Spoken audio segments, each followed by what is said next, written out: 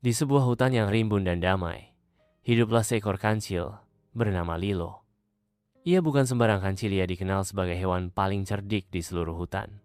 Lilo sering membantu hewan-hewan lain memecahkan masalah, mulai dari mencari makanan saat musim kering, hingga menghindari jebakan pemburu. Namun, di balik ketenangannya, hutan itu menyimpan sebuah rahasia kelam yang sudah lama terkubur. Legenda Danau Terkutuk. Lilo pertama kali mendengar tentang danau itu dari ibunya saat masih kecil. Konon, danau tersebut dulunya adalah sumber kehidupan bagi seluruh penghuni hutan. Airnya jernih, ikannya banyak, dan pohon-pohon di sekitarnya tumbuh subur. Tapi, suatu hari, penduduk hutan menjadi serakah. Mereka terus mengambil tanpa memberi. Mereka mencemari air, menebang pohon di sekeliling danau, dan melupakan rasa hormat pada alam. Roh penjaga danau pun murka dan mengutuk tempat itu. Air danau berubah gelap, kabut hitam muncul setiap malam, dan siapapun yang terlalu lama berada di dekatnya akan jatuh sakit, bahkan menghilang. Waktu berlalu, dan cerita itu menjadi semacam dongeng pengantar tidur. Tak ada yang benar-benar percaya, termasuk Lilo hingga hari itu tiba. Pagi itu, Lilo sedang mencari buah beri di dekat aliran sungai kecil di timur hutan.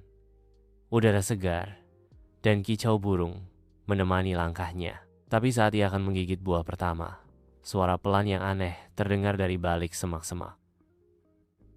Suara tangisan yang lirih dan penuh duka. Dengan rasa penasaran, Lilo mengendap ke arah suara itu. Di sana, ia menemukan seekor burung hantu tua duduk di bawah pohon. Bulu-bulunya kusut dan matanya tampak redup. Lilo menghampiri pelan. "Tuan burung hantu, mengapa Anda menangis?" tanya Lilo sopan.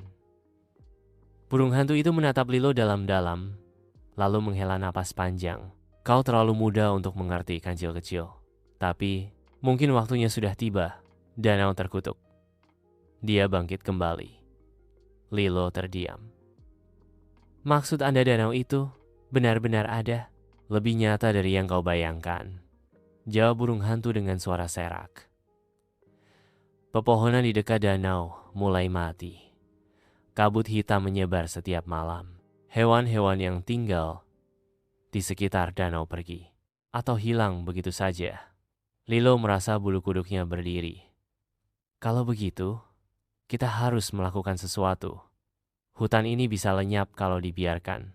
Burung hantu mengangguk pelan. "Mungkin kau memang ditakdirkan untuk ini, Lilo. Jika kau benar-benar ingin membantu, pergilah ke arah timur. Carilah pohon beringin yang akarnya menjuntai seperti dua tangan. Di sanalah jalan menuju danau dimulai."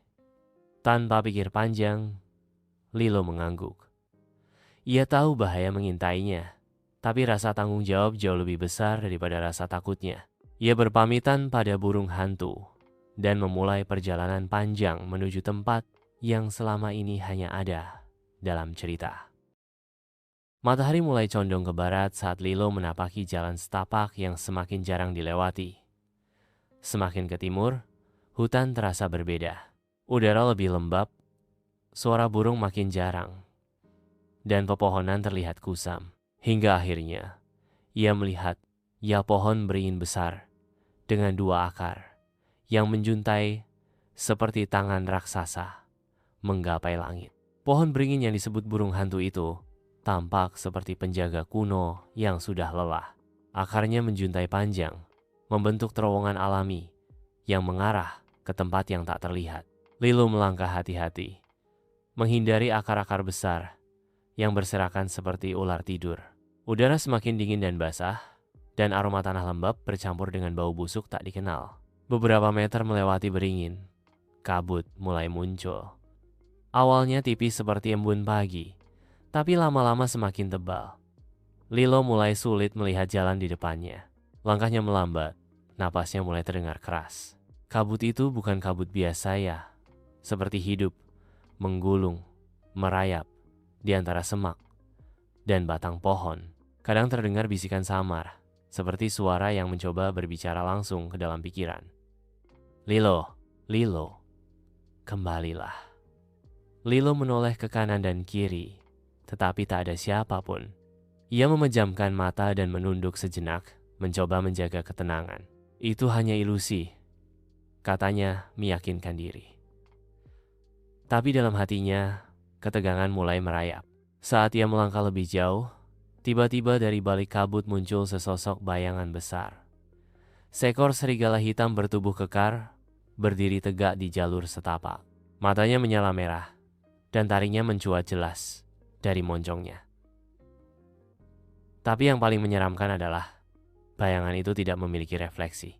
Kabut di sekitarnya justru menghindar darinya, membentuk lingkaran kosong. Kau bukan bagian dari tempat ini, kata serigala itu.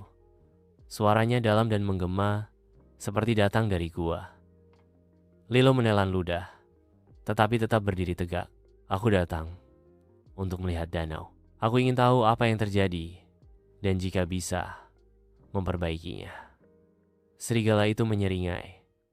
Banyak yang datang dengan niat baik, tapi semua hilang ditelan kabut. Kau pikir kau berbeda, kancil kecil?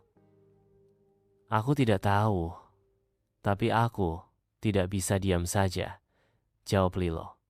Mereka saling menatap lama. Kemudian serigala itu mendekat beberapa langkah, lalu tiba-tiba menghilang ke dalam kabut, seolah larut bersama uap.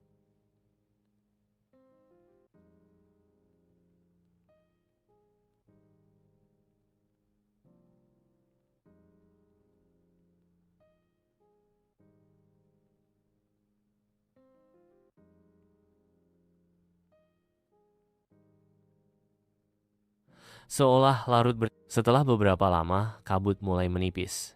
Di hadapannya terbentang pemandangan yang membuat napasnya tertahan. Danau terkutuk.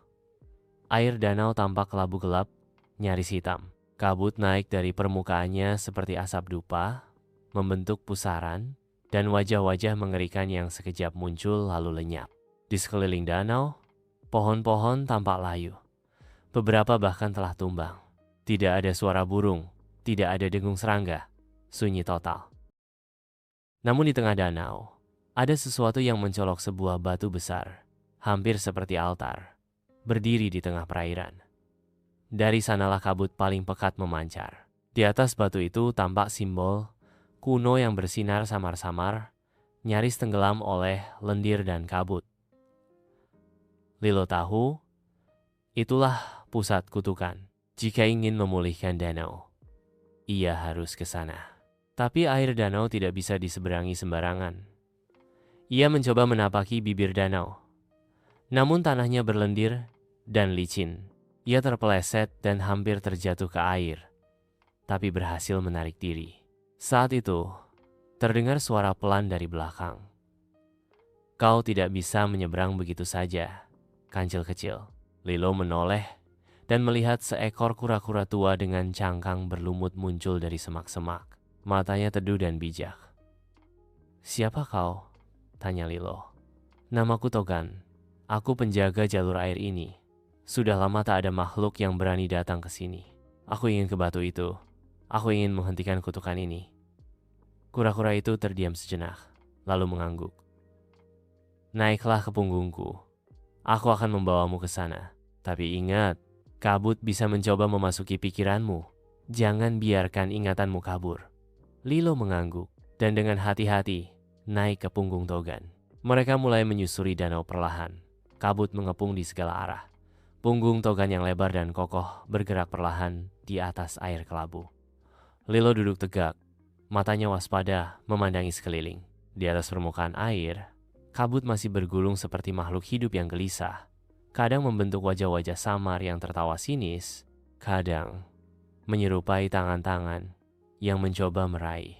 Setiap beberapa langkah, Togan akan berhenti, menatap dalam ke arah air, seolah mendengar bisikan yang hanya dia pahami. Tuan Togan, tanya Lilo pelan. Apa sebenarnya kutukan ini? Siapa yang melakukannya? Togan menghela napas panjang. Kutukan ini adalah kemarahan alam yang terbangun. Dahulu kala, danau ini diberkahi roh penjaga bernama Rafa. Ia memberi kehidupan, air yang jernih, dan udara yang sejuk. Tapi keserakahan makhluk hutan menghancurkan keseimbangan. Mereka menebang pohon-pohon suci, membuang racun ke dalam air, dan melupakan upacara penghormatan. Roh itu murka, lalu bersembunyi ke dalam batu di tengah danau ini. Dari sanalah ia memanggil Kabut. Lilo menyimak dalam diam. Apakah roh itu masih hidup? Bukan hidup, tapi belum sepenuhnya mati. Ia terjebak antara alam nyata dan alam roh. Dan selama luka di hatinya belum sembuh, danau ini akan tetap dikutuk. Perjalanan semakin menegangkan saat Togan mulai mendekati batu besar di tengah danau. Kabut kini begitu pekat hingga jarak pandang hanya beberapa meter. Lilo harus memicingkan mata untuk melihat bentuk batu yang kini terlihat jelas. Besar, hitam, dengan retakan-retakan yang bersinar ungu kehijauan. Togan menepi di sisi batu. Aku hanya bisa sampai di sini. Selanjutnya kau harus memanjat sendiri. Lilo mengangguk, melompat dari punggung Togan, dan mulai memanjat batu yang licin. Tangannya menggenggam lumut dan celah kecil. Saat mencapai puncak batu, hawa dingin menampar wajahnya.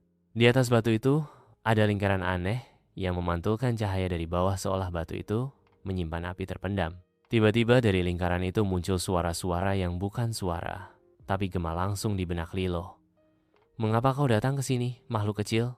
Lilo menegakkan tubuh. Aku datang untuk memohon pada roh penjaga. Hutan kami sakit. Kami menyesal. Kami ingin memperbaiki semuanya. Penyesalan tak bisa mengembalikan yang telah mati. Kalau begitu, biarkan aku menggantikan. Biarkan aku melakukan apapun yang bisa menyeimbangkan kembali alam ini. Tapi jangan hancurkan seluruh hutan. Ada banyak yang tidak bersalah. Kabut di sekeliling batu menggulung cepat, membentuk wujud samar seekor rusa besar bersayap. Matanya kosong, tapi dari tubuhnya terpancar kekuatan luar biasa. Ini pasti Rafa, roh penjaga yang melegenda. Kau satu-satunya makhluk yang datang ke sini tanpa ketakutan dan tanpa niat tamak. Tapi penebusan tak bisa hanya dengan kata-kata. Kau harus menjalani ujian kabut. Sebelum Lilo sempat bertanya, tubuhnya tiba-tiba ditarik ke dalam pusaran di tengah batu. Dunia di sekelilingnya berubah. Tidak ada lagi danau. Tidak ada langit, hanya hutan gelap dan kabut yang menjelma menjadi sosok-sosok yang familiar dan mengerikan. Ia telah memasuki ujian kabut, ujian terakhir yang akan menentukan nasib seluruh hutan. Lilo berdiri di tengah hutan yang asing namun terasa familiar. Kabut masih menyelubungi segalanya, tetapi kini tidak hanya menggantung di udara yang hidup, berdenyut seperti jantung. Suasana berubah menjadi sunyi yang menusuk, dan perlahan, bayangan-bayangan mulai muncul di sekelilingnya. Yang pertama muncul adalah sosok ayahnya. Kancil besar dengan mata teduh, tapi kini penuh luka dan darah. Kau meninggalkan keluargamu demi hutan yang tak peduli, katanya. Suaranya dingin dan bergema. Apa? Kau pikir mereka akan mengingat jasamu? Lilo mundur selangkah, hatinya bergetar. Tapi ia mengingat kata Togan kabut akan menyerang pikiran, merusak keyakinan. Ia menarik napas dalam-dalam. Kau bukan ayahku. Kau hanyalah bayangan ketakutanku sendiri. Aku tidak akan mundur. Bayangan itu pecah menjadi asap, lalu lenyap. Kabut berubah lagi. Kali ini, seekor rubah muda muncul teman lama Lilo yang pernah tertangkap manusia karena tipuan Lilo saat kecil. Kau mengkhianati aku, Lilo, katanya dengan suara sedih. Aku mati karena kau. Lilo memejamkan mata.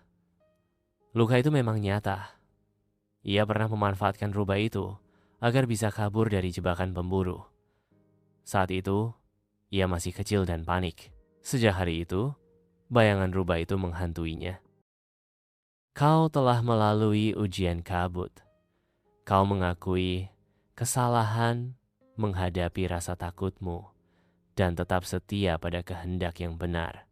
Banyak makhluk besar gagal, tapi kau, kancil kecil, berhasil. Lilo menunduk. Aku tak minta pujian. Aku hanya ingin hutan ini hidup kembali. Maka berikanlah satu hal paling berharga darimu. Lilo terdiam. Apa maksudmu? Untuk menyimbangkan alam, harus ada pengorbanan. Bukan nyawa, tapi sesuatu yang membuatmu hidup. Lilo memikirkan banyak hal, buah, makanan, tempat tinggal, tapi akhirnya ia tahu jawabannya. Ia berkata pelan, kebebasan. Aku akan tinggal di tepi danau ini, menjadi menjaga agar kesalahan tak terulang. Hening. Lalu angin bertiup lembut. Kabut menghilang seketika, digantikan cahaya terang. Gerbang akar terbuka, dan di dalamnya tampak danau yang telah berubah. Airnya kini bening, pepohonan kembali hijau, dan suara burung kembali terdengar. Lilo terbangun di atas batu besar, di tengah danau yang kini damai. Lilo membuka mata perlahan, masih terbaring di atas batu besar yang dulunya menjadi pusat kutukan. Tapi kini, segalanya telah berubah. Kabut hitam telah menghilang, digantikan cahaya pagi yang hangat dan lembut. Air danau memantulkan langit biru yang jernih, dengan burung-burung kecil terbang di atasnya. Udara yang semula pengap kini terasa segar, penuh aroma dedaunan dan tanah yang hidup. Togan, sang kura-kura tua, menunggu di tepian danau.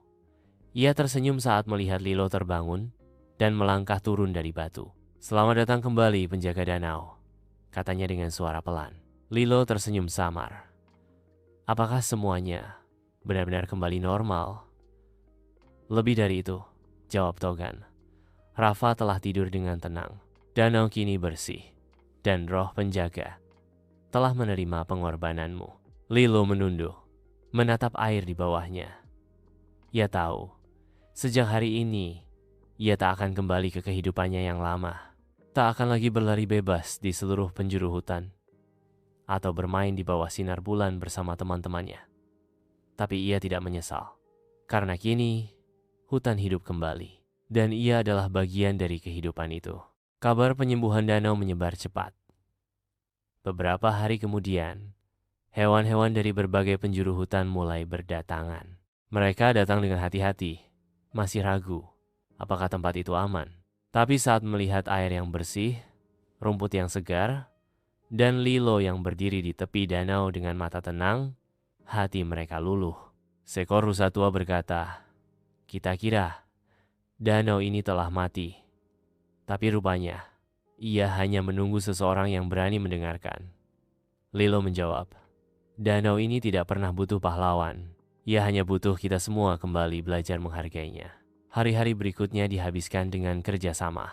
Para burung membawa benih, tupai membantu menanam, dan gajah menggali saluran air agar danau tetap mengalir. Lilo mengawasi semuanya, kadang memberi saran, kadang hanya duduk diam mengamati. "Aku tidak bisa mengubah masa lalu," kata Lilo pelan. "Tapi aku belajar darinya. Aku menyesal, dan aku ingin menebusnya, walau dengan nyawaku." Bayangan itu menatap Lilo dalam sejenak sebelum mengangguk, lalu menghilang dalam desir kabut. Ujian terus berlanjut. Lilo menghadapi cermin dirinya sendiri, sosok kancil yang lebih besar, lebih kuat, namun arogan. Sosok itu menertawakannya. "Kau tak akan pernah bisa menyelamatkan hutan. Kau terlalu kecil, terlalu lemah. Dunia tak butuh pahlawan. Dunia butuh penguasa." Lilo menatap cermin itu dengan tegas. Kalau jadi penguasa berarti harus mengorbankan semua yang tak bersalah. Aku memilih jadi kecil. Tapi aku tak lemah. Aku punya keberanian untuk mencoba. Dengan jawaban itu, cermin retak dan hancur. Kabut mulai menipis, dan cahaya samar muncul di antara pepohonan. Tiba-tiba, muncul gerbang besar dari akar-akar pohon, melengkung dan bersinar kehijauan. Dari dalamnya muncul suara Rafa, lembut namun kuat.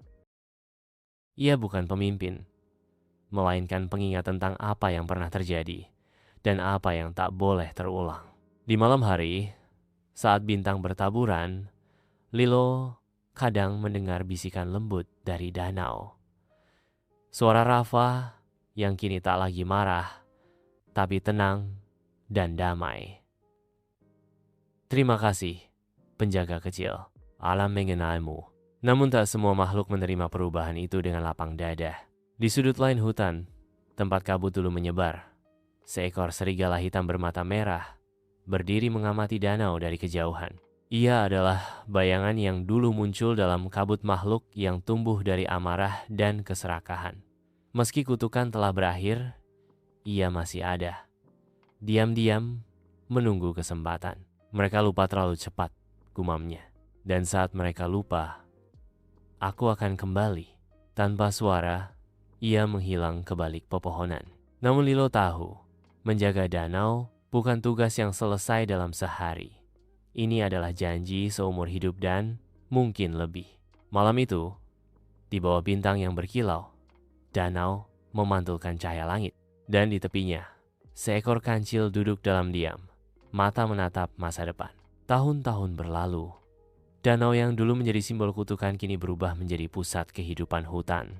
Setiap musim, hewan-hewan datang untuk meminum airnya, bersantai di bawah naungan pepohonan yang tumbuh kembali, dan merayakan kehidupan yang sempat nyaris musnah. Lilo tetap tinggal di sana, seperti janjinya. Ia membangun rumah sederhana dari ranting dan daun di pinggir danau, cukup untuk berlindung dari hujan dan panas. Ia tidak lagi menjalani kehidupan petualang seperti dulu, tapi hatinya tenang. Ia tahu tempatnya ada di sini menjaga, mengingatkan, merawat. Kadang anak-anak hewan datang bertanya, apakah benar dulu danau ini diselimuti kabut kutukan? Dan Lilo akan mengangguk. Benar. Tapi bukan kutukan itu yang paling menakutkan. Yang paling menakutkan adalah lupa. Lupa apa? Lupa menghargai. Lupa menjaga. Lupa bahwa alam ini bukan milik kita-kita lah yang miliknya. Cerita Lilo kemudian menjadi legenda. Bukan karena keberaniannya melawan roh atau menembus kabut, tapi karena kesediaannya untuk bertanggung jawab.